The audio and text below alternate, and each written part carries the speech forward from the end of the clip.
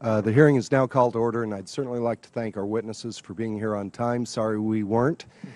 We did have votes going on, but I certainly appreciate your patience. And joined here by Ranking Member Murphy, and we also have Representative Mulvaney here as well, and certainly thank you for your time. I'd like to thank all of our witnesses for appearing at today's hearing to be able to discuss job creation potential of the domestic oil and natural gas development. Until very recently, many geologists, energy market participants, policymakers assumed that the overall rate of domestic oil and natural gas production had peaked and had entered into a permanent period of decline, a scenario that could result in higher energy prices, an increase in oil and gas imports, and the imposition of measures intended to be able to reduce demand for petroleum as a food source. However, the advent of new technologies and changes to market fundamentals has led to a paradigm shift in the energy outlook of the United States. Where there was once energy scarcity, there is now potential for energy bounty. According to a number of recent studies of the United States oil and natural gas resources, America now has the potential to supplant a significant portion of foreign oil imports with domestically produced oil, and it has the ability to be able to produce enough natural gas to satisfy domestic demand and offer natural gas export opportunities as well.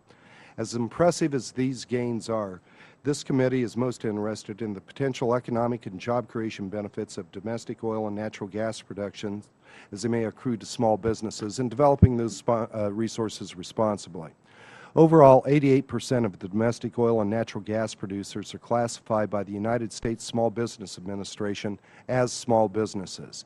If America's oil and gas potential is fully realized, oil and gas producers could create up to 600,000 new jobs by the year 2020. In addition to jobs created directly by producers, more than 900,000 indirect jobs can be created at supplier firms supporting oil and gas development. This number would be in addition to more than 1.4 million induced jobs created as the economic effects of oil and gas development flow throughout our broader economy. These potential benefits to the United States small businesses and rural communities are truly extraordinary.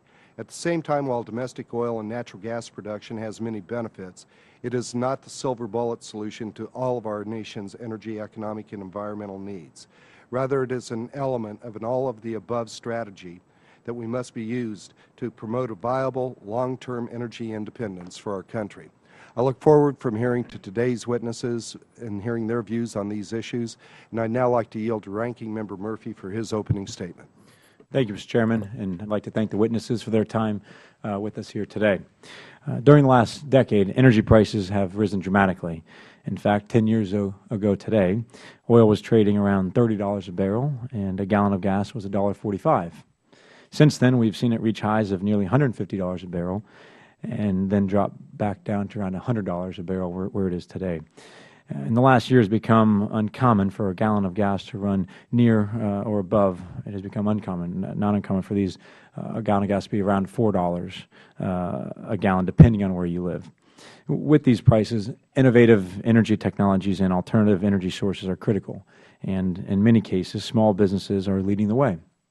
Whether they're working to develop new sources of energy, rethinking how we use existing fossil fuels, or making improvement to the electrical grid, these entrepreneurs have become agents of change in the energy industry, generating new ideas and jobs that come from them. The reality is, the more domestic options we have for energy, the better it is for everyone. With all these alternatives on the table, the U.S. is better positioned to reduce its dependence on foreign oil over the long term, and small business leaders are the ones who allow us to reach this goal. In my home state of Florida, we're seeing this change firsthand, particularly in the area of solar energy. This is not surprising in a state with an abundant source of fuel for that, sunshine. Florida is quickly becoming a leader in the sector and is one of the nation's largest suppliers of utility-based solar power. Small businesses in Florida are not just installing solar systems in homes and businesses, they are developing and manufacturing the cutting-edge technologies upon which these systems are built. With more than 430 companies and nearly 16,000 workers, my home state has one of the largest concentrations of suppliers of silicone and other solar module components in the U.S. Another area that shows great promise is biofuels, where Florida is also a top producer. Small business is making biofuels can draw on our state's huge volume of biomass feedstock, including sugarcane, citrus residues, and urban wood waste. This production accounts for about 7% of total U.S. biomass output. Further, some of the most advanced biomass energy research is conducted at Florida universities, leading to the development and production of new cutting-edge biofuels. Small businesses also play a key role in traditional energy innovation. This clearly is evident with regard to natural gas exploration. Shale gas in particular has created new jobs for specialty manufacturers, drilling service companies, and regional heavy equipment companies across the United States. As they grow, so do the local economies, where demand is created for restaurants, hotels, and many other service companies. I look forward to hearing how we can continue to support energy-focused small business. We must find sensible ways to invest in the energy sources of tomorrow while ensuring that traditional fossil fuels can be used in an efficient and clean manner today.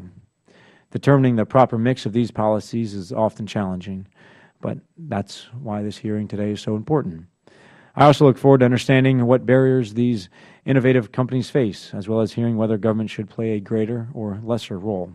The challenges of small businesses are the challenges of this committee, and we are committed to ensuring that small firms continue to benefit from the recent developments in the energy industry. Thank you.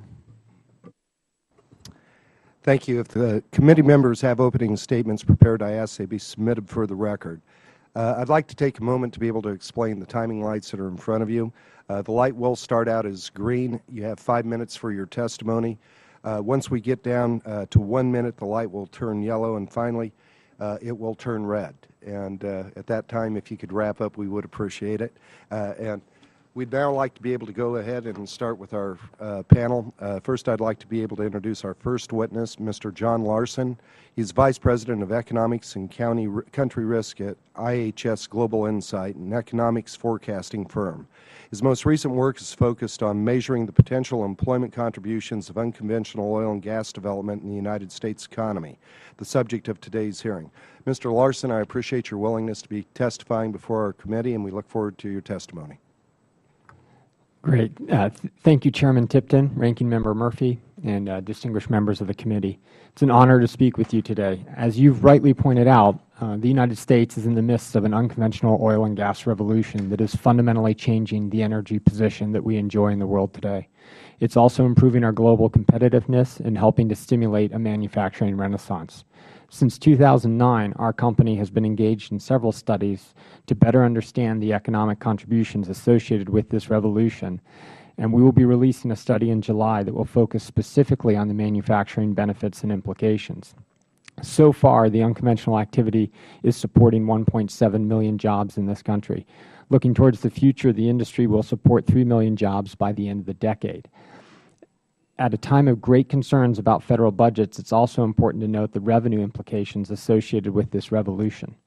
Total government revenue from unconventional activity accounted for $62 billion last year and will rise to $111 billion by 2020. By 2035, unconventional activity is expected to generate $2.5 trillion in cumulative revenues to the federal and state governments. These impacts are also meaningful at a state level. In Colorado, for example, unconventional activity supported 78,000 jobs in 2012 and generated $1.5 billion in state and local taxes. But there's also a very important impact beyond those states that actually enjoy geographic activity around this unconventional revolution. And that is, in fact, 30% of all jobs are found in states that don't actually have a geographic play in this activity. If you look at Florida, for example, the state currently has about 36,000 jobs and $181 million in revenue generated through the supply chains across the country that help enable this unconventional activity to take place. A key reason, obviously, for this profound economic impact, both at the national level and the state level, is that this industry combines a capital-intensive industry with a broad domestic supply chain. As many of you know, this industry is really a homegrown result of our technology, innovation, and know-how. And so what that means is that dollars spent here stay here in domestic suppliers. Equally impressive are the larger macroeconomic effects attributed to the savings brought about by lower natural gas prices and the corresponding electricity prices. In our study, The Economic and Employment Contributions of Shale Gas in the United States, we identified how lower natural gas prices will increase industrial production 2.7% by 2015 and 4.7% by 2035. And for households, we identified these lower prices cascade through the economy, resulting in savings to consumers. It increases annual disposable income by nearly $1,000 by 2015. What does all this mean for manufacturing specifically? Several factors are shifting the economics in favor of onshoring and fueling a resurgence of manufacturing in the United States. First, global labor wage rates from many offshoring locations have significantly outpaced the U.S. wage increase, narrowing the wage gap. Second, in an increasingly advanced manufacturing world, technology is shifting the balance away from the importance of low-cost labor and towards higher-skilled workforces. And third, in a rapidly evolving energy landscape, the fundamentals around supply chains and offshoring are shifting. Higher oil prices, as you pointed out, Ranking Member Murphy, which have tripled in the last decade, have significantly increased transportation costs, making the offshoring less attractive. Also, in the United States, the unconventional revolution is creating significant competitive advantage for both energy-intensive industries and energy industries that rely on natural gas and their derivatives as feedstocks. As a result, companies are now talking about planned investment that will appear in the hundreds of billions of dollars in this country. Altogether, this unconventional revolution has already had a major impact. It's fundamentally transforming U.S. energy supply and contributing to the growth in government revenues, manufacturing, and economy-wide employment. Its significance will continue to grow as it unfolds, and these hearings, I think, provide a timely opportunity for assessing that impact, the significance that it will have in many dimensions. And I'm pleased to answer committee questions. Thank you. Thank you, Mr. Larson. We appreciate your testimony. Would now like to go. Let's see, we got that. Do you have Mr. Honoran's opening there? I'd now like to be able to introduce our next witness, Mr. Simon Ormerod. Am I getting that correctly? Okay, great, thanks. He is CEO of Ajax Rolling Ring, a material forging manufacturer located in York, South Carolina. Mr. Ormerod is currently serving as president of the Forging Industry Association and is testifying today on behalf of FIA. Mr. Ormerod, thank you for appearing today, and we look forward to your testimony. Thank you.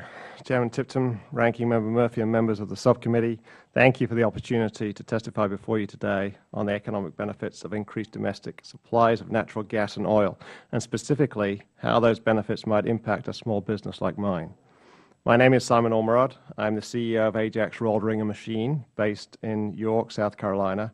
I'm currently the president of the Forging Industry Association. The FIA is the primary trade association representing the bulk of forging capacity in North America. Forging is the oldest known metalworking process, where metal is heated and formed under high pressure into a wide variety of high-strength parts, using anything that rolls, floats, or flies. My company has approximately 100 employees and has been in York, South Carolina since 1980.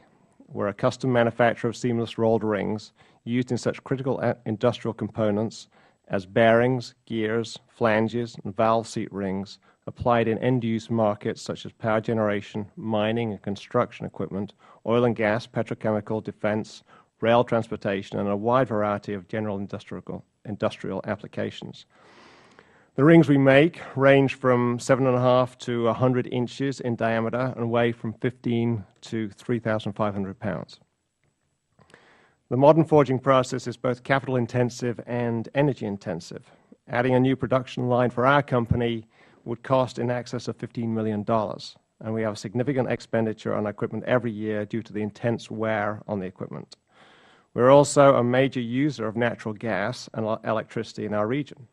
So given those requirements, it may surprise you to know that most forging plants are small and medium-sized businesses.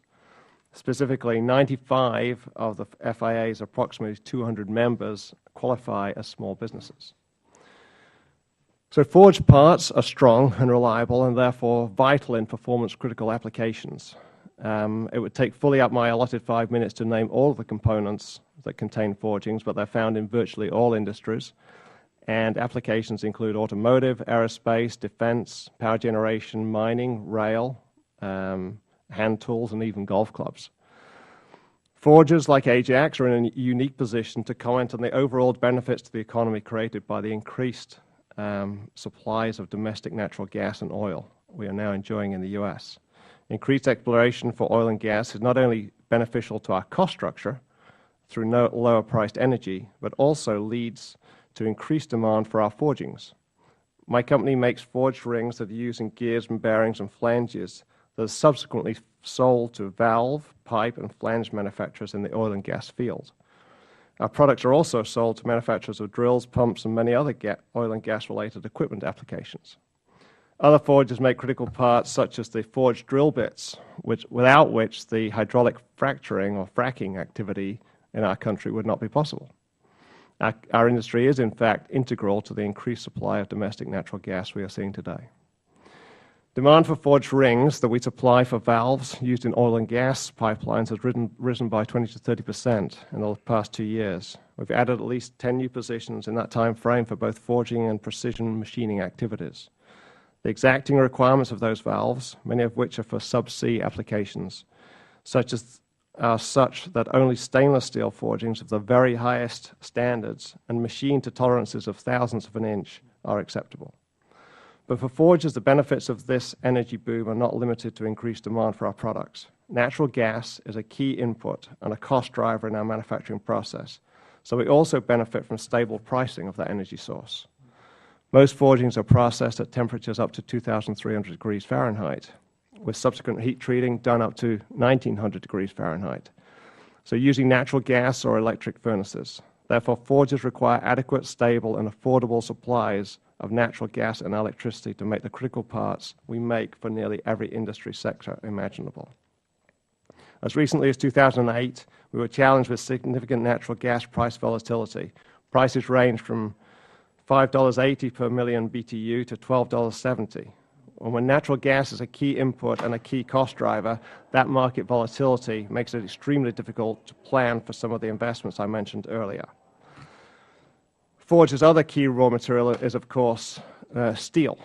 The metal producers also require natural gas as a key input, and a low and stable gas price helps them to keep metal prices lower for our customers. So today, with the abundant natural supplies of natural gas being extracted and sold in the U.S., we have confidence in the stability and competitive price of the market. So in conclusion, it would be remiss if I didn't point out the FIA believes strongly that the U.S. must avoid enacting unnecessary regulatory barriers to increase domestic supplies of oil and gas.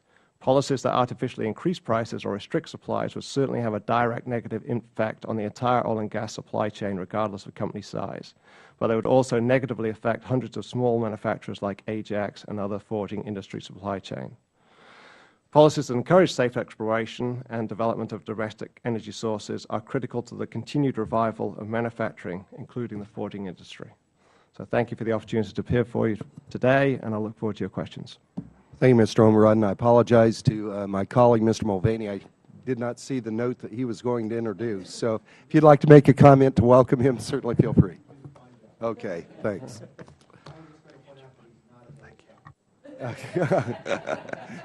The accent sounds so familiar.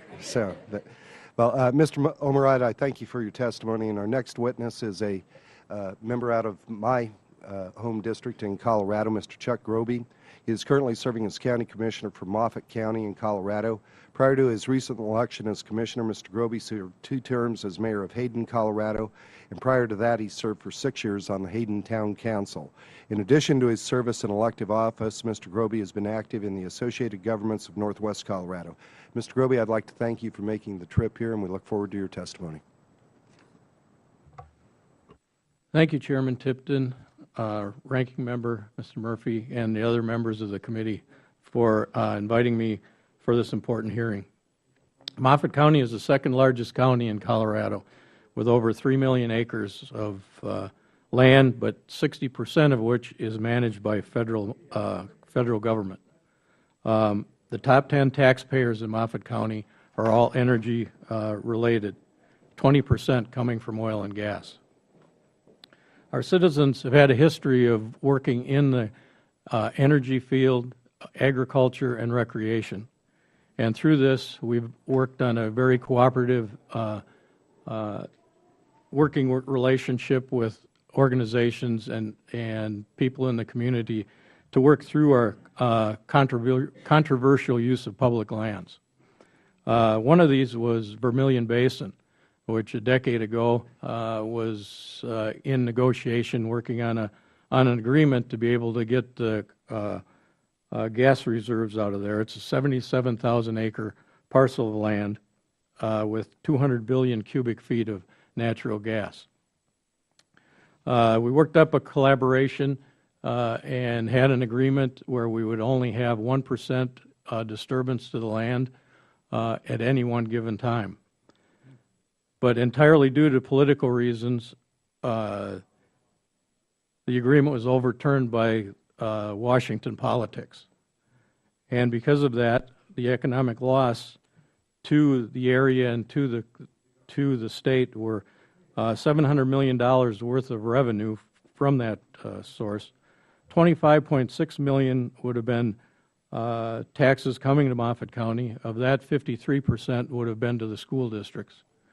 $7.7 million in bonus payments, $87 million in federal royalties partially returned to cities and counties, $43.75 million of the state of Colorado's share of the royalty, and $77 million of ad valorem and severance tax payments.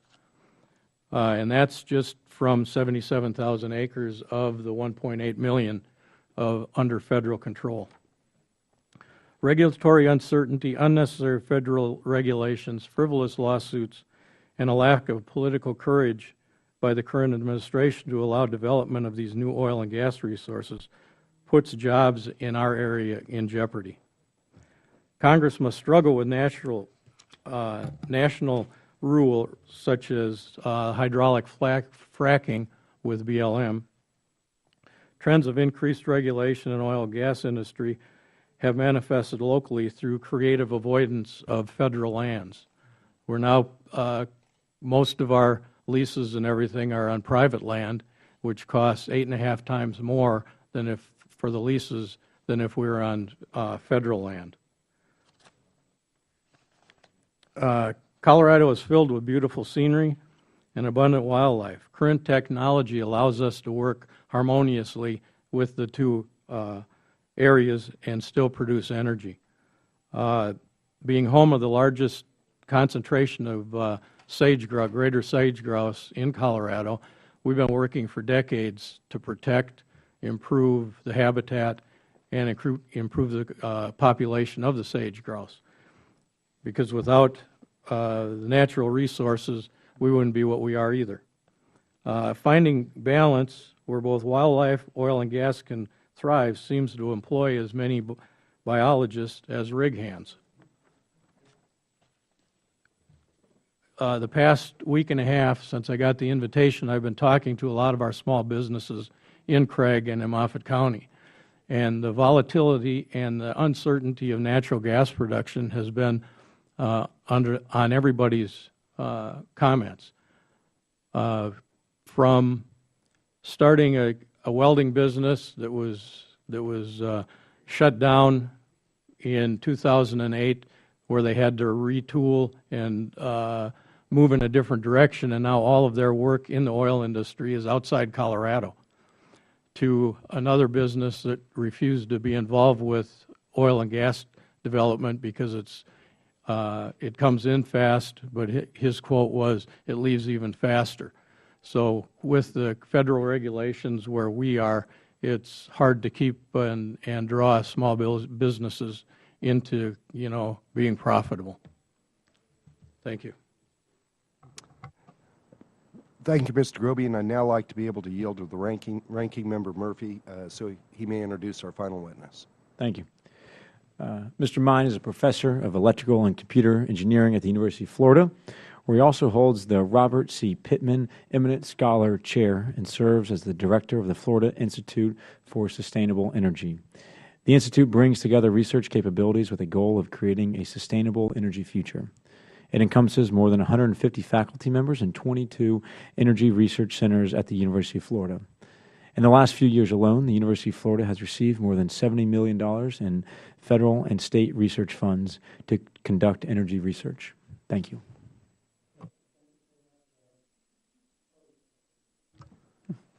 Thank you very much, Ranking Member Murphy and Chairman Tipton and the remainder of the committee.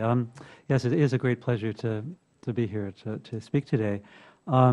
Yeah, I've been working in the area of complex systems and control of them for half of my life, and the energy grid is a beautiful example.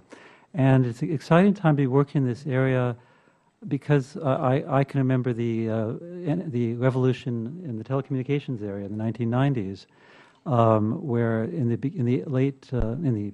80s it seemed like an impossible problem. There was it seemed like there was no science to support management of this incredibly complex grid for communications.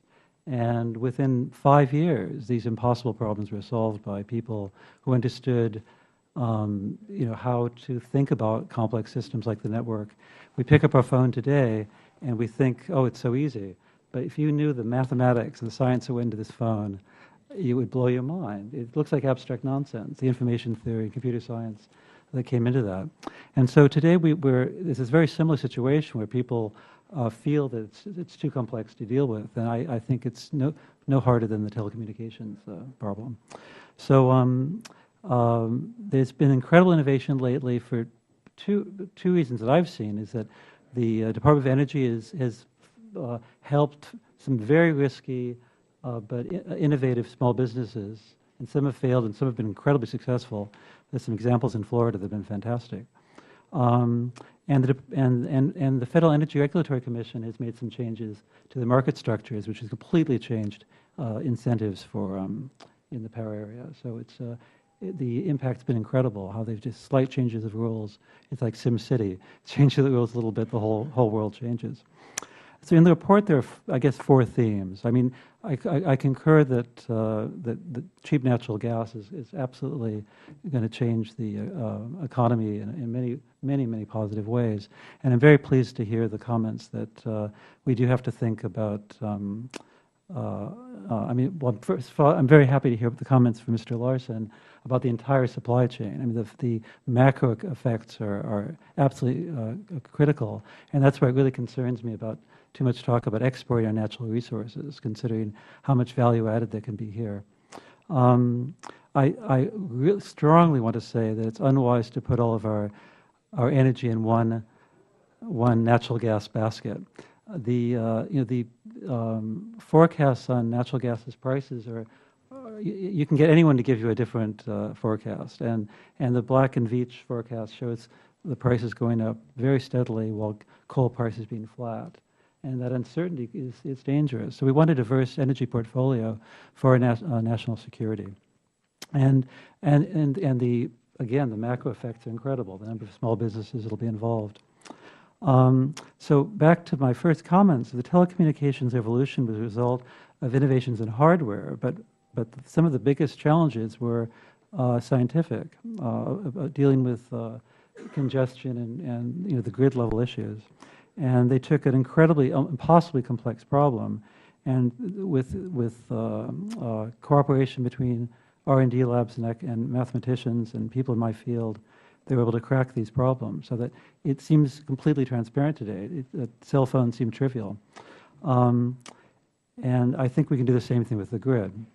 And in particular in the state of Florida, I don't see why we don't have 30% solar today. I just don't know why we don't have it. We know how to deal with the volatility. I think that the science is there. And we have to just get started. We'll need power engineers, and we'll need the same breed of scientists who help to build the telecommunications grid. So in terms of needs, the universities, the energy was defunded for 20 years in universities, so there are practically no professors in power systems anymore. So that's clearly going to need to change, and the universities need support.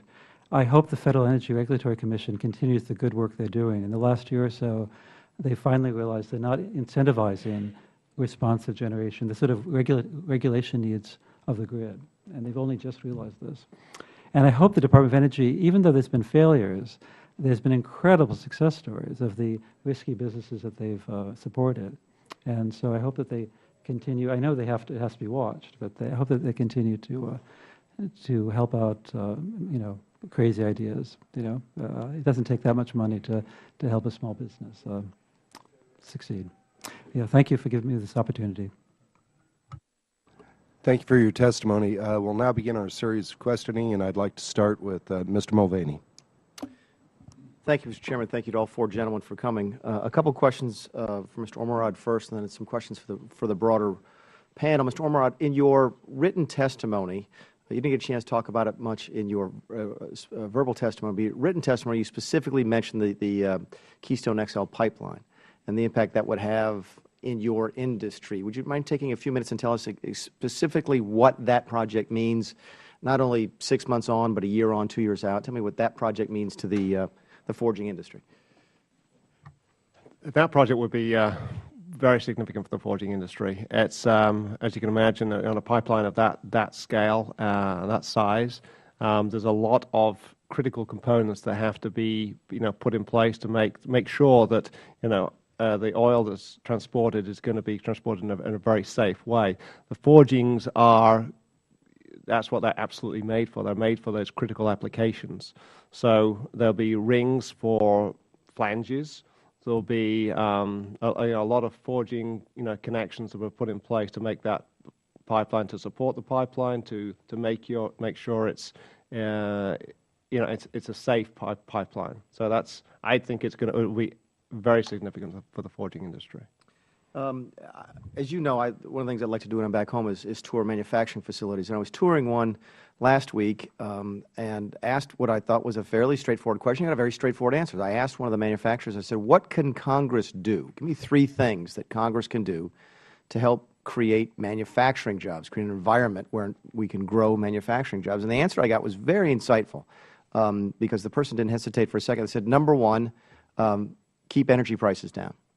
Number 2 was regulation. Number 3 was the tax code. I'd be curious to know if Mr. Ormerod, if you'd put those in the same order, and if so, why? Certainly, energy is a critical, key, cost driver for our business.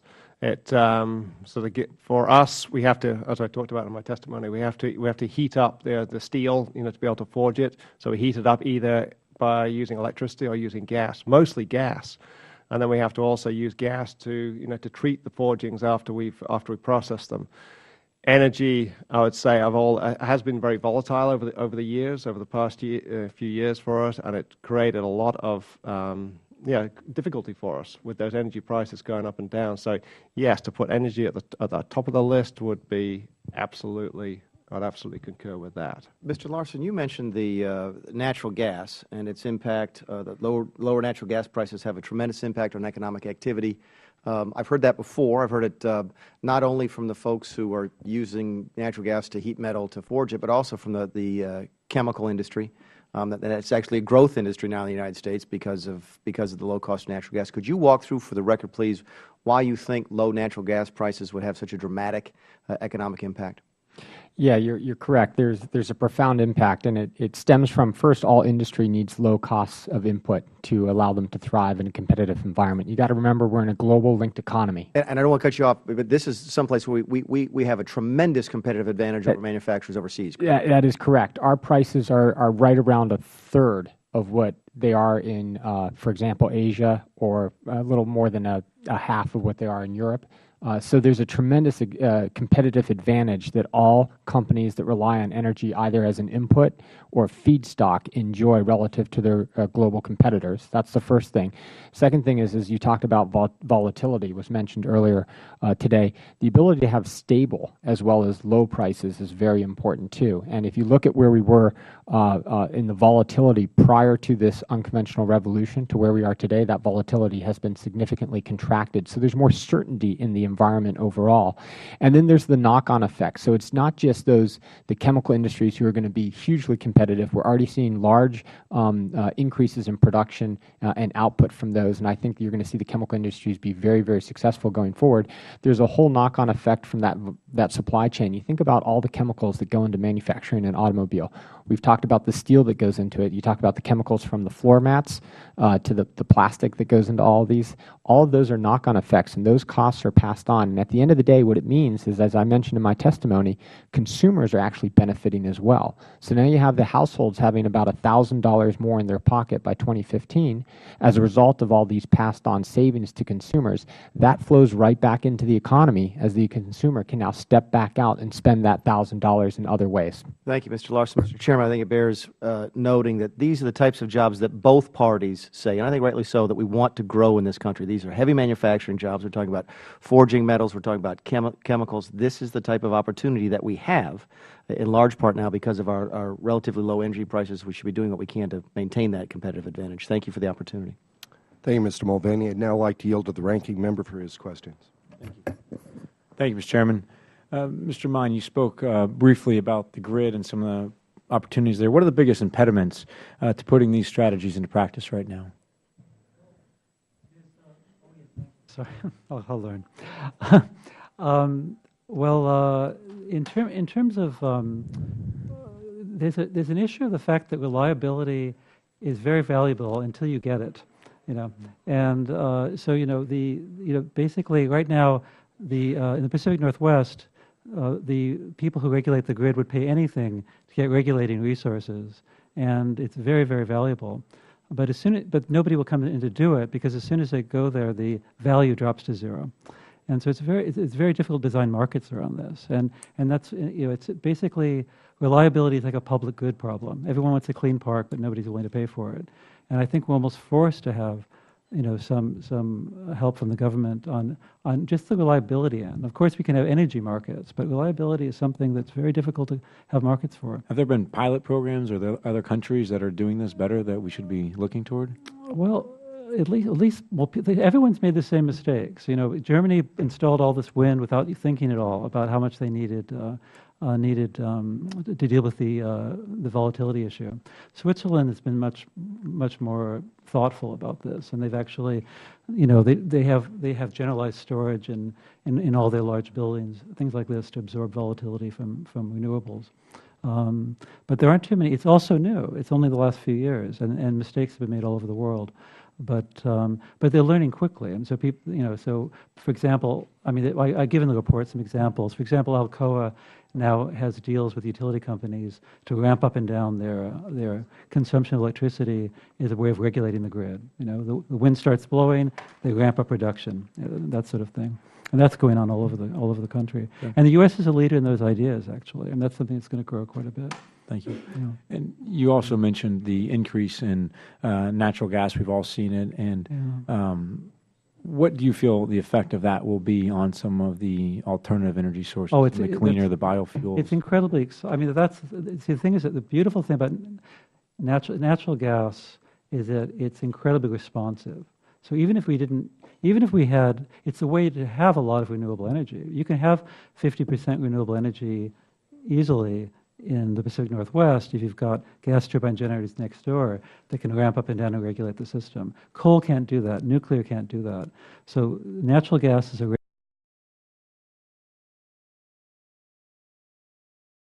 stabilizes the grid. It's incredibly valuable in that sense. Yeah. Thank you. Mr. Ormerod, we've seen the wind industry has grown dramatically. I think last year I read that more than 13,000 megawatts were installed. How does this affect your industry? Well, the wind industry is also, it's a great, there's a lot of demand for forgings that go into a wind turbine, whether they be bearings, gears, the main shaft, all those things. They're all critical applications, of course. So that's a good source or a good need for forged products, which are supplied to those critical applications. So yeah, for the wind market were to grow and to have steady demand in the wind market, that's certainly very good for our industry. Okay.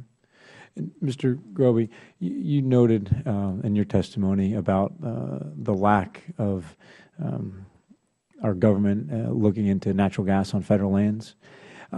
Curious, is there some potential, is there, maybe I'm just kind of thinking out loud here, something we should be looking into?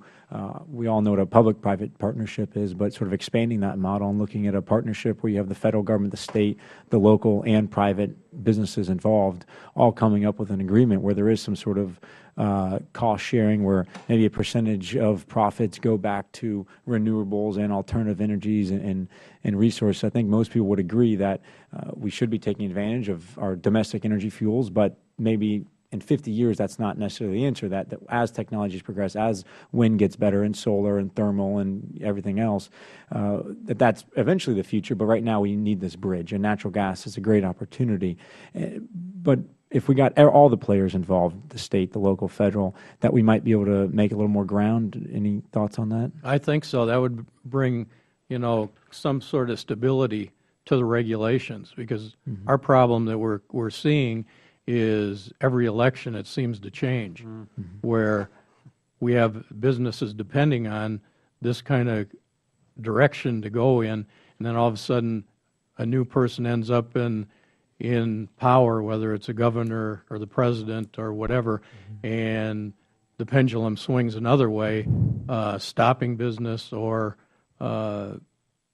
halting it altogether. Where if we have that stability, which I agree would be great, then we could move forward in a constant direction. Because right now, like I said, we've collaboratively worked with agencies to come up with an agreement, but then it depends on what Washington says is whether we can follow through with it. Okay, thank you. I always get a different answer on this one, so I'm hesitant to ask, but fracking. Every time we have different panels, you always hear different answers on this. So what's your thoughts on fracking, on its effects on the environment, perhaps how far we've come in the last 40 years of fracking that we should be aware of, and what do folks in your area think? People in Moffat County are, supportive of fracking as long as it's done in a proper fashion, with encasing the wells and making sure that we're not influencing other aquifers and stuff like that, where the technologies have moved in that direction. But that's a whole can of worms, and it's an interesting debate. But in Moffat County, but if you go across the border into Routt County, they're trying to rewrite regulations themselves. So it's interesting as you move between counties within Colorado, or you move within states, everybody's looking at it differently. And that's where I like your idea of everybody getting together, come up with one plan, and let's move forward. Thank you. Just last question, Mr. Chairman. Mr. Larson, I don't know if you heard Mr. Mine's testimony, spoke briefly about some of the concerns of the United States shipping liquefied natural gas and what that could do to prices. Just interested in your thoughts, how you think it would affect businesses and prices in the long run. Yeah, I think it's an important thing. The risk I actually think around the price domestically from LNG exports comes more from the ramp up in demand domestically, inconsistent with the underlying infrastructure to get those resources to the market, if you will, to where that demand is. The supply is not the issue. It's sort of a peak demand situation. If you look at what's happening in the global market LNG exports or imports are about 33 BCF a day. We have on the books applications to the DOE for about 28 BCF a day. And so there's no way that all these facilities will be market viable. The market will self-contain the number of facilities that will be built out of the states. It's probably going to cap out somewhere around 5 BCF a day because of the global market. And so I think the bigger risk is how you manage it and how you think about the internal infrastructure, ensuring that we're able to connect supply to demand. You can point to an example, for example, in the Northeast, where even with all this abundance, we ended up actually importing LNG this year simply because we don't have the pipeline to move the resources from where they reside to where the demand is. Great. Thank you all. Thank you, Ranking Member. Mr. Lichtmeyer, would you like to proceed with your questions? Thank you, Mr. Chairman. Mr. Larson, I'd like to follow up on your last comment with regards to we don't have a pipeline constructed right now to haul all the natural gas demand. How much more do we need? Is it not located correctly around the, dispersed correctly around the country? Can you give me some information on it? Yeah, I can't give you actual miles. I think what I'll say is that the really exciting part about this unconventional revolution is there's sort of a democratization of energy. If you think about the old energy map of the United States, it sort of gravitated towards the traditional energy states. That is being flipped on its head with this unconventional revolution. States have really fundamentally shifted. And so now we've got this geographic diversity of where our resource base is and where the end demand markets are. And a lot of our pipelines are set up right now to move the wrong directions. And so we do need to significantly change our pipeline infrastructure, add a lot more miles to connect, in particular from the inlands. I'll give an example on the oil side. In the Bakken, we're railing out between 500 and 600,000 barrels a day of oil.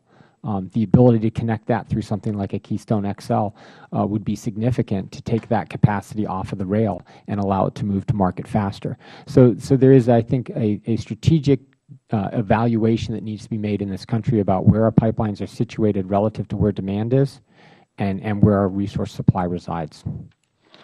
Thank you. Mr. Groby, first, thank you for your service, your public service. I know sometimes it's a rather thankful or thankless situation, so thank you. I appreciate your willingness to step up and serve. I know that obviously from the situation with the oil leases and the activities in your area there, that it's there's a lot of leadership that needs to take place, and I'm sure you're in the middle of that. Can you give us just a little bit of an insight into a lot of the especially the oil recently has been, up in the Dakotas. It's that's mostly on private land. I know in your testimony here you've got some very significant figures of oil, gas, and coal that is in Colorado. Can you give us a little insight? I assume most of that's on federal land. Is that correct? No, actually, it's the older drillings and stuff, a lot of it has been on BLM, but here the past 10 years or so, it's been primarily private land. Oh, really? Because the regulations are so stringent on federal land. That's where I stated in my testimony, the written testimony is that private land costs 8.5 times more leasing than federal land, but they're moving to private land because of the regulations federally. Okay, and so the lease that you talked about losing here, that was on federal land, is that right? Yes. Okay, and the reason for that was? You were rather general in your testimony. The Secretary of the Interior flew over and said, no, we're not going to allow that to happen. So that's why that. Okay. And that was a collaborative effort between all the agencies in our area. Okay. Mr. Main, you in your testimony said that you got $70 million worth of research last year for your school. Oh, well, last year. Oh, no. 70 million. No. Oh, excuse me.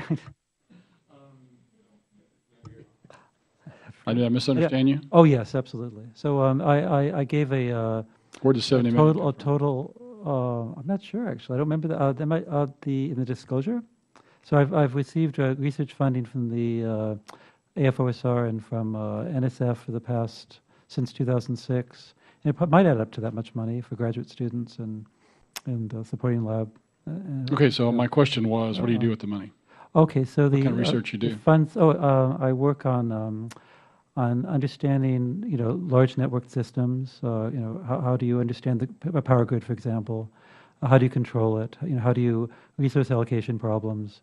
Once you have wind that's 4 gigawatts and 4 gigawatts and 0, how do you deal with other?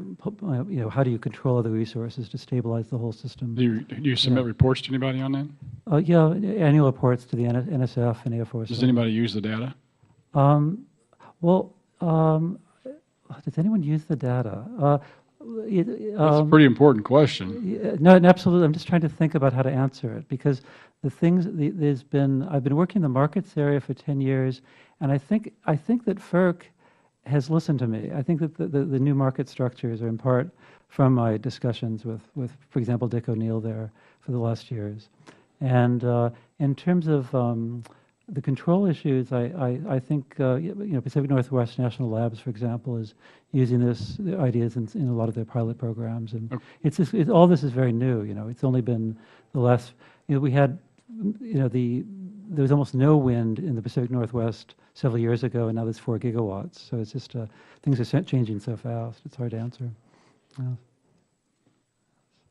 Your response leaves me speechless. Oh, Thank you, Mr. Chairman. Oh, no, but there has to be a follow-up then, because why is that? My graduate students are now working at Houston trading companies and on Wall Street, and they're professors in various places. So this is long-term research. So I don't do research where I'm not a consultant. I'm looking at what the world look like in 10, 20 years. I'm not, Thank you. Appreciate the questions that we've had from our panel members. I'd now like to start out with Mr. Larson. One of your comments when we were talking about affordable, reliable energy, you took it down to the base important thing, I think, for our communities, for our nation. When you started talking about families, about moms being able to get kids to the soccer match and to be able to buy groceries and to be able to fill up that gas tank and to be able to turn on heat in the winter, just to be able to protect our families. So I guess my first question, Mr. Larson, is many of the members of this committee, we do indeed represent rural areas. And my own district, as Mr. Groby will testify, is not only largely rural, but many of these counties and communities are located on or near federal lands. Has your firm ever studied the potential implications of expanded energy development in more of a micro sense in regards to the rural areas? Because we certainly see pockets of prosperity in metro areas in Colorado and I think elsewhere. Yeah, I appreciate the question. So as we looked at this, we did not drive down into sub-state levels, if you will. I mean, we looked at it by state, but I think you're absolutely accurate in saying, I think one of the interesting things about this opportunity is how impactful it has been in the rural communities. It really is changing the face of some of these rural communities, and that's a double-edged sword. My family comes from North Dakota, and they've been living in the Bakken area, and so they've enjoyed the upside of the evolution of this unconventional revolution in Dickinson and Williston and everything. But there's also the sort of the change that's brought about to these communities from this influx of activity and a change of your sort of way of life. That said, I think it's important to think about those pocketbook issues. The average community, the average household, $1,000. That is a lot of purchasing power that's brought back home so that individuals can enjoy a higher standard of living. And that's what this is. Lower energy prices ensure higher standards of living for everyone in the country. Simply by creating American energy security right here at home with American resources. Well, Mr. Groby, maybe you'd like to be able to speak to that. When the Secretary flew over Moffat County and said, not here, not now, how did that impact communities, people that you and I know in our district? That was pretty devastating because we're looking at the potential, and these are good facts that we presented to the group that came together and agreed on this 1% disturbance. So when something like that happens, it just kind of takes the wind out of your sail because we're trying to move in a positive direction, work with small businesses, get them established, and that's where I was talking about earlier, where the whims of the federal government kind of blow, and we need to get some stability there. So just for clarity on this, in Moffat County, and I believe this has been replicated on the west slope of Colorado, brought together environmental groups, brought together industry, brought together community leaders such as yourself. Other interested parties were able to come to an agreement, and what some in Washington considers flyover country, and I guess we're there, they're able to swoop over the top and just say not here and completely upend all of the efforts at the local level. Is that correct? That's correct, because those collaborative efforts have been going on for 8 or 10 years, and to have that just swept away without even stopping and talking to the locals, that was pretty disappointing. Right. Just as an aside, how important is coal in your district? Very important. It's Very probably because we have a Craig generating station there and 2 coal mines in our county that, 80% of our top 10 taxing entities are from coal. Right. We were just talking about fracking just a moment ago. You and I know a lot of the people that live and work there. These family people, they love their families. Is it your sense that they're making a committed effort to make sure that we're doing this responsibly? Oh yeah, every turn we're looking at better ways to perform and work with the avenues and work with the government to make sure that it's clean and energy efficient. Great. Mr. Larson, does this new petroleum resource potential in our country mean that we can solely rely on oil and gas for our energy needs, or are they just part of that broader strategy that we need to be able to embrace of that all of the above, and including coal, nuclear power, hydropower? Yeah, I think it's all part of an all-of-the-above strategy. I think those who talk about energy independence don't recognize the international linkages that exist. I mean, we're always going to have a relationship with Canada, for example, and Mexico around energy. And so there's important strategic relationships. I think it's also important to point out that most of our refining capacity is set up for some of the heavy sour crude from, for example, Venezuela or the oil sands from Canada. So we're always going to be in a position we're going to want to import some of that oil. The beauty is that we can refine that oil and export it and change some of our trade dynamics. In fact, in 2011, for the first time in a quarter century, the United States was a world leader in refined petroleum products. So I think there's some really exciting opportunities, but as was alluded earlier, all these other energy sources, creating diversity in, for example, our power generation, if you will, is important. There's value in diversity. We learned that from grade school on. You don't put all your eggs in one basket. You want diversified energy portfolios. Yeah. As you can hear, they're preparing to call votes, but I do have one final question for Mr. Omerod. When we're looking at the game changers that you talked about in terms of being able to provide energy needs and revitalize the manufacturing in this country, would it be a correct assessment that maybe the secret weapon that the United States has had to not only to be able to create jobs and good-paying jobs and still be competitive against people that can afford to pay far less in foreign countries on a production level has been affordable energy in this country? Is that a fair statement? Well, it certainly helps a lot. It's the energy costs that go into producing the steel that we use, and also the steel and then actually processing of that steel is very significant to us. So if we can get cheap steel and we've got cheap energy to actually process the steel at our place, it makes a very big difference to us. Great. Well, thank you all so much. We certainly appreciate your patience at the beginning of this hearing, and we're doing the other portion of our job in terms of the voting. And I would like to be able to submit with unanimous consent to the record a report on the benefits of natural gas production and exports for U.S. small businesses, because the big guys may be able to play and to be able to generate, but small business is the #1 job creator in this country, and the domino effect that we see from responsible development of these resources down to the local restaurant, I don't believe that we can overstate. So with that, so ordered. Once again, thank all of the witnesses for appearing at today's hearing and for your valuable insights that you provided to this committee. As I mentioned in my opening statement, the potential benefit for these energy resources to our nation are truly extraordinary. At the same time, Congress should avoid the temptation of putting all of our eggs in one basket, entrusting the economic security of this country to just 2 energy sources. In addition to oil and natural gas, the United States also possesses significant coal and hydropower resources as well.